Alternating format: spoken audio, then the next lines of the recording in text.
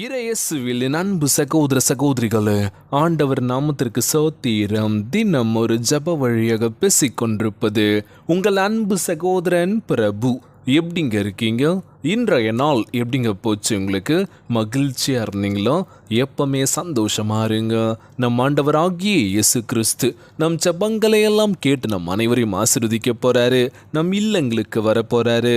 மகளே மகனே, கலங்காத, மனம் உடைஞ்சி போகாத, நான் இருக்க உன் கூட தான் இருக்கேன், தைரியமா இருன்னு சொல்றது யாருங்க? நம்ப எஸ்ஸப்பா. ஆமீன். அன்பு சகோதர சகோதரிகளே, நீங்கள் தாயின் கருவில் உருவாக்குவதற்கு முன்பே ஆண்டவர் உங்களை அறிந்திருக்கின்றார். உங்களுக்கு நன்மை தரும்படியாய் அவர் நினைக்கின்றார். இன்றைய நாளில் கொடுக்கப்பட்ட அழகான வார்த்தை பாடுங்க. நம் ஆண்டவராகிய இயேசு கிறிஸ்து நம்ம இந்த உலகத்துக்கு வருவதற்கு முன்பாகவே நம்மளை அறிந்திருக்கின்றார். தாயின் கருவில் உருவாக்குவதற்கு முன்பே ஆண்டவர் உங்களை அறிந்திருக்கின்றார். நமக்கு நன்மையான விஷயங்களை கொடுக்க தயாராக இருக்கின்றார். மகளே மகனே, கலங்காத, உற்சாகமாறு, நான் உன் கூட தான் இருக்கேன். எது நடந்தாலும் பார்த்துக்கலாம். நம்ம தைரியப்படுத்திக்கிட்டோம் அப்படின்னா எந்த பிரச்சனையும் இல்லைங்க.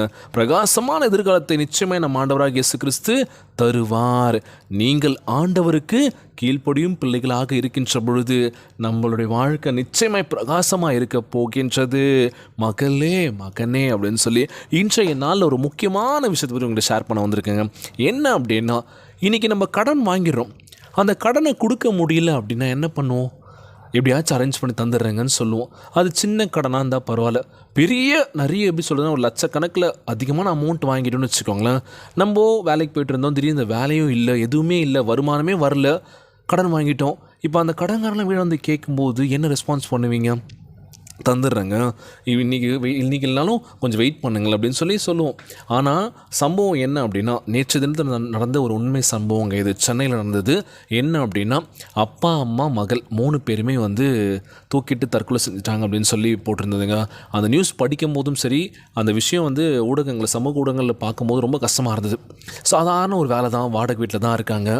சொந்த வீடு கட்டணுமேன்னு சொல்லி பேங்க்கில் கடன் வாங்கியிருக்காங்க. சொந்த வீடு கட்டினாங்கன்னா என்னன்னு தெரியல, வாங்கிட்டாங்க. அந்த கடனை கொடுக்கறதுக்காக பேங்க்லேருந்து டார்ச்சர் பண்ணுவாங்களே, எப்போ கடை கொடுக்க போகிறீங்கன்னு சொல்லிட்டு. அந்த கடனை கொடுக்கறதுக்கு என்ன பண்ணுறாங்கன்னா, அக்கம் பக்கத்தில் சுற்றி உள்ள உறவுகள் நிறைய பேர் கடன் வாங்குறாங்க. ஸோ இப்படியா கடன் வாங்க என்ன ஆகுதுன்னா, அந்த கடன் ரொம்ப அதிகமாகுது. என்ன பண்ணுறதுன்னு தெரியல. நிறைய பேர் வீட்டை கத்துறாங்க, தகாத வார்த்தையில் பேசுகிறாங்க. என்ன பண்ணுறதுன்னு புரியல அவங்களுக்கு. ஸோ என்ன பண்ணுறாங்க அப்படின்னா, குலதெய்வம் கோயிலுக்கு போயிட்டு மொட்டை அடிச்சுட்டு வீட்டுக்கு என்ன பண்ணிட்டாங்க, அவ்வளோதாங்க, அவங்க வாழ்க்கையை முடிச்சிட்டாங்க. என்னடா இது, வீடு சாத்தியே இருக்குது, யாருமே இல்லையா, இருக்காங்களா அப்படின்னு சொல்லி கதவு தட்டி பார்த்துருக்காங்க, ஓப்பன் ஆகலை. ஜன்னல் வழியாக பார்க்கும்போது இந்த மாதிரியான விஷயம் நடந்திருக்கு. ரொம்பவே கஷ்டமாக இருந்ததுங்க. ஒரு கடன் வாங்கிட்டோம், அந்த கடனை கொடுக்க முடியல அப்படின்னும் போது என்ன பண்ணுறதுன்னு தெரியாமல் என்ன பண்ணுறோம், கொடுத்தவன் அவனுடைய ஆதங்கம், காசை கொடுத்துட்டோமே, அவங்க இருந்து வரலேன்னு சொல்லி தகாத வார்த்தையில் பேசுகிறது, மனசை நோக்கடிக்கிறது, இந்த மாதிரியான சம்பவங்கள் நடக்குது. என்ன சொல்ல வரேன் அப்படின்னா, கடன் வாங்குறீங்க, அந்த கடன் கொடுக்க முடியுமா நம்மளால் அப்படின்னு யோசிச்சு பாருங்கள். கடன் வாங்கும்போது அதுதான் உங்களுக்கு வரணும். இல்லையா, அந்த கடன் வாங்கவே தேவையில்லை, இருக்கிறத வச்சு சந்தோஷமாக வாழலாங்க. கடன் வாங்கி தான் நம்ம இந்த விஷயம் பண்ணணும், கடன் வாங்கி தான் நான் பண்ணணும் அப்படின்னு வேணாம். கடன் வாங்குறீங்களா, ஓகே, இதை கொடுத்துடலாமா, நம்மளால் நம்ம சக்தி திறந்து இருக்குது இந்த கடன், நம்ம கொடுத்துருவோம், ஒரு நம்பிக்கை இருக்கா, கண்டிப்பாக வாங்குங்க, பிரச்சனை இல்லை. கடன் இல்லாமல் நம்ம வாழ்க்கை பயணம் செம்மையாக போகணும் அப்படின்னா நம்ம ஆண்டவராகிய இயேசு கிறிஸ்து நிச்சயமாக உதவி செய்ய போகின்றார். கஷ்டப்படுங்க, வாழ்க்கையில் உழைச்சி நம்ம சொந்த காசில் நம்ம என்ன வேணால் பண்ணலாங்க. அடுத்தவங்கிட்ட கடன் வாங்கி அந்த கடனை கொடுக்க முடியல அப்படின்னா இந்த மாதிரி சம்பவங்கள் நிறைய வந்துட்டுருக்குங்க. கடன் தொல்லைனால் தூக்கிட்டு தற்கொலை செஞ்ச சம்பவங்கள் நிறைய பார்க்குறோம். நிறைய விஷயங்கள் நம்ம பார்க்குறோமா இல்லையா? அதனால் கடன் வாங்கினவங்களாக இருக்கட்டும், இல்லை கடன் கொடுத்தவங்களாக இருக்கட்டும், கொடுத்துருவாங்க, வெயிட் பண்ணுங்கள். அதனால் அவங்கள போட்டு டார்ச்சர் பண்ணுறதோ, அவங்க போனதுக்கப்புறம் இந்த காசுலாம் வருமா, திரும்பி வராது. உசுறு இருந்தாலும் ஓகே, டைம் கொடுத்தாலும் ஸோ கொஞ்சம் கொஞ்சமாக சிறுக எப்படியாச்சும் கஷ்டப்படாச்சும் கொடுத்துருவாங்க, கொடுக்காமல் இருக்க மாட்டாங்கள்ல. ஸோ அதனால் கடன் வாங்குறதும் தப்பு தான், கடன் கொடுக்குறதும் தப்பு தான். என்ன பண்ணுறது, சந்தர்ப்ப சூழ்நிலை முடியல, வாங்குகிறோம். அதற்கேற்ற மாதிரி நீங்கள் கரெக்டாக இருந்துருக்கோங்க. கடன் பிரச்சனைனால எத்தனை பேர் அவஸ்தைப்பட்டு இருக்காங்களா, இன்னும் வெளியில் வரல, உள்ளுக்குள்ளேயே போட்டு குமுறிட்டு இருக்காங்க. தப்பான முடிவுகள் தயவுசெய்து யாரும் எடுக்காதீங்க. உசுரை விட்டால் ஐயோ கடங்காரன் சும்மா விட்டுருவான்ப்பா நம்மளை நினைக்காதீங்க. தைரியப்படுத்திக்கோங்க, கொடுத்துட்றேங்க, வெயிட் பண்ணுங்கன்னு சொல்லுங்கள், அவ்வளோதான். டைம் கேளுங்க, முடிஞ்ச அளவுக்கு எப்படியாச்சும் கஷ்டப்பட்டாச்சும் கொடுத்துருங்க. இல்லை கடன் வாங்காதீங்க தயவுசெய்து. இதுதான் நான் சொல்லக்கூடிய விஷயம். இது 3 உசுறு போயிடுச்சுங்க. ரொம்பவே கஷ்டமாக இருந்த ஒரு விஷயம் இது. ஏன் இதை உங்ககிட்ட சொல்கிறேன் அப்படின்னா, நம்ம உறவுகள் யாருமே கடன் வாங்காதீங்க. கடன் வாங்கினாலும் கண்டிப்பாக கொடுத்துருங்க. இல்லைனா இந்த மாதிரி சம்பவங்கள் கண்டிப்பாக நடக்கும். தப்பான முடிவுகள் மட்டும் வாழ்க்கையில் எடுத்துடாதீங்க. உசுரை விட்டுடலாம், யாரும் எதுவும் கேட்க மாட்டேன், நிம்மதியாக போயிடலாம் நினைக்காதீங்க. இன்னும் விஷயங்கள் நிறைய இருக்குது வாழ்க்கையில் பார்க்க வேண்டியது. இன்றைய நாள் ஜெபம் நம்ம ஆண்டவராகிய இயேசு கிறிஸ்து ஒருபோதும் கைவிட மாட்டாருங்க. ஸோ இந்த மாதிரி விஷயம் உங்கள்கிட்ட ஷேர் பண்ணியிருக்கேன்.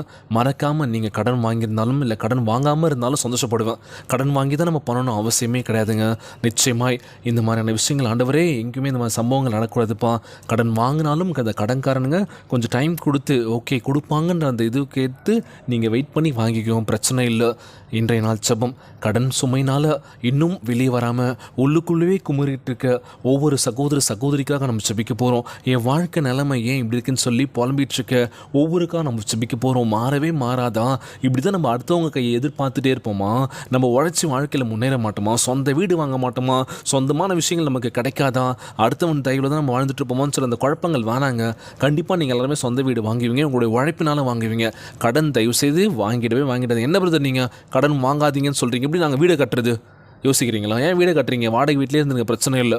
வீடு கட்டும்போது நம்ம ஆண்டவராக இயேசு கிறிஸ்து அதுக்கான ஒரு பலனை கொடுப்பார்.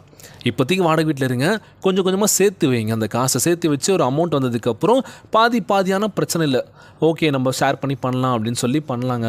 ஆனால் மொத்த அமௌண்ட்டையும் நம்ம பேங்க்கில் வாங்கி நம்ம கொஞ்சம் அமௌண்ட்டு போட்டு கட்டணும்னு நினச்சிங்கன்னா இந்த மாதிரி தான் கடன் சுமை அதிகமாகும். அதனால் பேங்க்கில் வாங்கிட்டோம், அந்த பேங்க்கில் கொடுக்குறதுக்கு நம்ம அக்கம் பக்கத்தில் கேட்கலாம்னு சொன்னால் பண்ணுவாங்க, நம்ம மூஞ்சிக்காக கொடுத்துருவாங்க, பிரச்சனை இல்லை. ஆனால் அதிகமாக நீங்கள் கொடுக்காம போனீங்க அப்படின்னா அவ்வளோதாங்க. ஸோ அதனால் கடன் இல்லாமல் நம்ம வாழ்க்கை போகணும், நமக்குன்னு ஒரு வீடு வேணும் அப்படின்னா கஷ்டப்பட்டு நம்ம சேமித்து வைக்கிற ஒவ்வொரு விஷயமும் நமக்கு பலனை தருங்க நிச்சயமாய். அதனால் சோர்ந்து போகாதீங்க, தைரியமாக இருங்க. எந்த ஒரு தோல்வியாக இருந்தாலும் சரி, எந்த ஒரு மன உளைச்சலாக இருந்தாலும் சரி, எந்த ஒரு சகிப்புத்தன்மை, எந்த ஒரு வழியாக இருந்தாலும் சரி, நம்ம இறந்துட்டா இந்த வாழ்க்கை முடிஞ்சிச்சுப்பா, சூப்பர்ப்பா, யாரும் நம்மளை கேள்வி கேட்க மாட்டாங்க அப்படின்னு மட்டும் தப்பான முடிவுகள் மட்டும் எடுக்காதீங்க. வாழ்க்கையை முடிச்சிக்கணும்னு சொல்லி அந்த நினைப்பே வரவே கூடாதுங்க. நம்ம வாழ்ந்து காட்டணும், பார்த்துக்கலாம்டா. யாராலும் நம்மளை ஒதுக்குனாங்களோ, யாராலும் நம்மளை வெறுத்தாங்களோ அவங்க மத்தியில் நம்ம ஓஹோன்னு வாழணுமா வாழக்கூடாதா? கண்டிப்பாக வாழணுங்க. நிச்சயமாக நம்ம ஆண்டவராகிய இயேசு கிறிஸ்து எங்கெல்லாம் நம்ம அவமானப்பட்டோமோ, எங்கெல்லாம் நம்ம அசிங்கப்பட்டோமோ, எங்கெல்லாம் நம்ம மனம் வேதனை அடைஞ்சோமோ அந்த இடத்துல நம்ம ஆண்டவராகிய இயேசு கிறிஸ்து நம்ம தலையை உயர்த்த போக்கின்றார். நீ ஏன்பா தலை குனிஞ்சு நடக்கிற, நான் இருக்கு அப்படின்னு சொல்லி நம் தலையை உயர்த்த நம்ம ஆண்டவராகிய இயேசு கிறிஸ்து தயாராக இருக்கின்றார். இன்றைய நாளில் நம்ம வாழ்க்கையில் கடனே இல்லாமல் வாழ போகிறோங்க. ஆண்டவர் நமக்கு உதவி செய்ய போகின்றார். அன்பானவர்களே, ஆண்டவர் உங்களையும் உங்கள் பிள்ளைகளையும் குறித்து அருமையான நினைவுகளை கொண்டிருக்கின்றார். அதனால் நீங்கள் எந்த ஒரு விஷயத்துக்காக சோர்ந்து போகாதீங்க, பார்த்துக்கலாம், நடப்பதெல்லாம் நன்மைக்குன்னு சொல்லி கடந்து போங்க. வாழ்க்கை பிரகாசமாக இருக்க போகின்றது. இன்றைய நாள் ஜெபத்திற்குள்ளாக பயணிப்போமா? எங்களை மிகவும் அதிகமாய் நேசிக்கின்ற அன்புள்ள ஆண்டவராகிய இயேசுவே, இன்றைய நாள் வாக்குறுதி வசனத்திற்காக நன்றி ராஜா. ஆண்டவரே, நீர் கொடுத்துள்ள அருமையான வாக்கு தத்தத்திற்காக உமக்கு கோடான கோடி நன்றி செலுத்துறேன். இயேசப்பா, நீர் எங்களை குறித்து எல்லாவற்றையும் மட்டுமல்ல எங்கள் நினைவுகளையும் அறிந்திருக்கின்றீர் தகப்பனே. நீரே எங்களை பராமரிக்கின்ற தேவனாய் இருக்கின்றப்பா. நீர் அதிசயத்தை காண செய்வீர் என்று வாக்கு கொடுத்திருப்பதற்காக உமக்கு நன்றி ஆண்டவரே. எங்களை குறித்து உம் நினைவுகள் அருமையானவை என்று நீங்கள் சொல்லியிருக்கீங்க இயேசப்பா. என் தாயின் கருவில் நான் உருவாக்கும் முன்னே நீர் எங்களை அறிந்திருக்கின்ற என்று இந்த வாக்கு தத்தத்தை கொடுத்ததற்காக நன்றி ஆண்டவரே. எங்களை குறித்த உம் நினைவுகள் எங்களுக்கு நல்ல எதிர்காலத்தையும் நம்பிக்கையும் அளிப்பதாக நான் நம்புகிறேன் இயேசப்பா.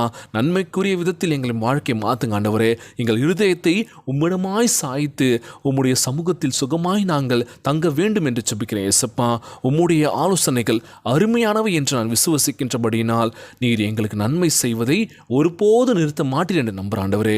பிரகாசமான எதிர்காலத்தை எங்களுக்கு அருள்வீர் என்று அறிக்கை செய்ததற்காக நன்றி ஆண்டவர். இந்த ஜெபத்தை கேட்டுக்கொண்டிருக்கின்ற என் அன்பு சகோதரிகள், என் அன்பான உறவுகள் எல்லோரையும் பார்த்துக்கோங்கப்பா. யாருக்கும் அந்த கஷ்டங்கள் துன்பங்களை கொடுத்துறாதீங்க ராஜா. முக்கியமாக இந்த கடன் சுமையினால் மாட்டிட்டு இருக்க ஒவ்வொருவரையும் பாருங்கப்பா. அந்த கடன் சுமையிலேருந்து விடுதலான ஒரு வாழ்க்கை கொடுக்க வேண்டும் என்று கேட்குறான். ஒரு தப்பான முடிவுகள் வாழ்க்கைக்கு எடுக்கூடாதுன்னு சொல்லி அவங்க ஞானத்தில் புகுத்துங்கப்பா.